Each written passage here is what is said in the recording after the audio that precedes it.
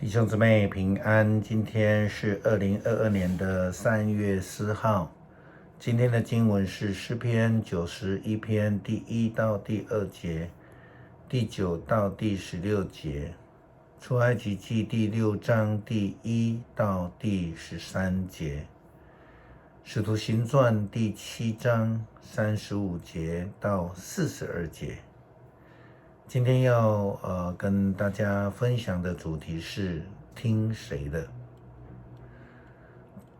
圣经的记载，当摩西还是埃及的王子的时候，他因为要阻止2位希伯来人之间的打架，那竟然有一位希伯来人，因为有看到他前一天为了要救希伯来人而打死了埃及的兵丁，就这样子来呛他说：谁派你做首领来审判我们？你打算怎么样？要把我打死吗？如同你打死那个埃及人吗？这是记载在出埃及记第2章第14节。是谁设立摩西成为埃及的以色列人的首领和审判官呢？这个一直是摩西很大的认同的问题，连摩西其实自己也都不知道，这个呼召真的会发生了。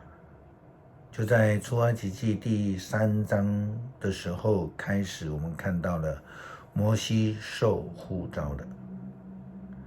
在第3章这个短短的逃亡受呼召的记载，却是长达40年的预备期。上帝预备了摩西，并且呼召他，差遣他进入埃及，成为以色列人的领导者，同时他也成为以色列人的审判者。但是到底要听谁的呢？这个是很重要的一个思考，也是我们今天要一起分享的。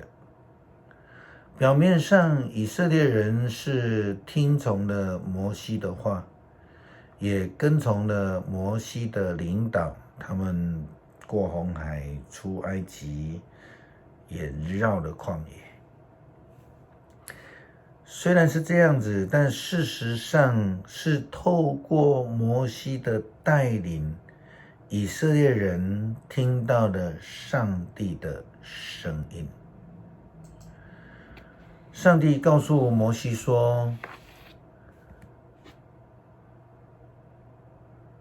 你就要看见我怎么样对付埃及王，我要逼他放走子民，我要逼得他不得不把他们赶出国境。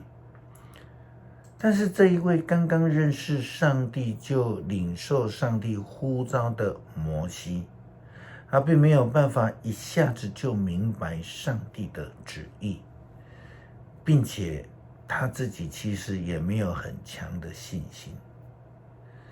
因此摩西就问说：连以色列人都不听我的话，国王会听我的吗？我是一个不会讲话的人。这样的描述表现出了摩西是完完全全没有把握，他是一位信心不足。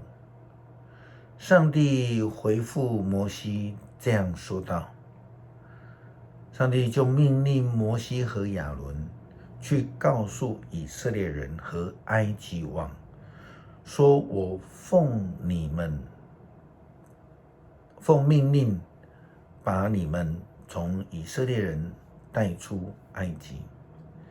摩西和亚伦听上帝的命令，听上帝的呼召，因此就需要鼓起勇气来前进埃及，去传递上帝的话语，去带领以色列人虽然是非常不容易的一件事情，但是因为出于上帝的呼召，相信上帝也必定会带领保守。上帝告诉摩西和亚伦，上帝在圣经里面这样说：现在我听见了以色列人因埃及人奴役他们而发出哀求的声音，我记起了我的约，所以去告诉以色列人，对他们这样说：我是上主，我要搭救你们，从埃及人的奴役下释放你们。我要伸出大能的手，大大的惩罚埃及人。我要拯救你，我要把你们当作我的子民，我也要做你们的上帝。当你们从埃及奴隶的获得自由的时候，你们就知道我是上主，是你们的上帝。我曾经应许过亚伯拉罕、以撒、雅各，所以我一定要把你们带到那块地，以那地作为你们的产业。我是上主。摩西是上帝正式派任到埃及，传递上帝旨意的领导者。虽然摩西曾经被拒绝，就如同我们看到出埃及记第3章所记载的那希伯来人对他的质疑：是谁设立你成为我们的领袖和审判官呢？上帝差遣摩西，是用上帝的话语，是因为上帝的怜悯和爱。是上帝听到了在埃及的以色列人他们的哀哭，是因为上帝同在以马内利的记号，以及应许的实践。但是以色列人总是忘记要听从上帝的话，却时常过分的聚焦在自己的思考、自己的坚持以及无知。他们要求亚伦为他们制造了一个金牛。亚伦他自己也忘记他是上帝所差遣的，他应该要听从上帝的旨意，他应该要传递上帝的话语。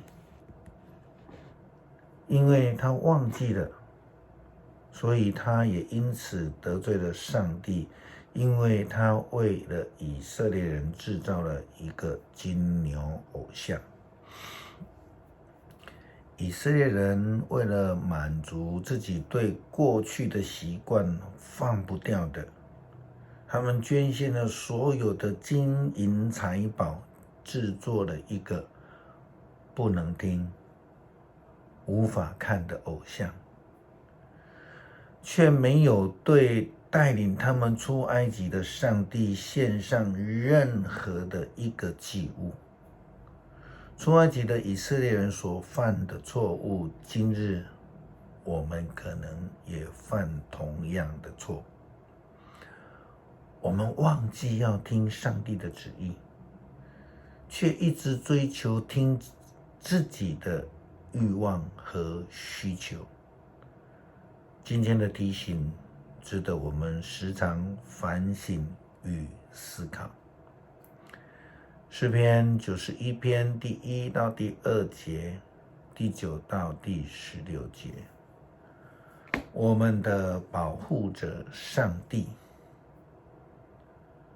凡向上帝至高的人，上帝寻求安全，住在全能者荫庇下的人，都可以向上主说：你是我的避难所，是我的堡垒，你是我的上帝，我信靠你。第9节，因为你以上主为避难所，以至高者为居所，灾害不会袭击你，祸患不会挨近你的家。上帝要差派天使看顾你，无论往哪里去都保护你。他们要用手托住你，使你的脚不至于在石头上碰伤。你要践踏狮子和蛇，你要踏碎凶猛的狮子和毒蛇。上帝说，我要拯救爱我的人，我要保护敬拜我的人。他们求告我，我要回答；他们在患难中，我要与他们同在。我要拯救他们，使他们得光荣。我要使他们长寿，我要拯救他们。愿慈爱的上帝听我们的祷告，赏赐我们救恩。求主让我们愿意学习听从你的旨意，如同耶稣基督愿意顺你的旨意一样。求主赐给我们平安，更求主赐给乌克兰全境平安，让侵略者败退。祷告是奉主耶稣基督的名求，阿们。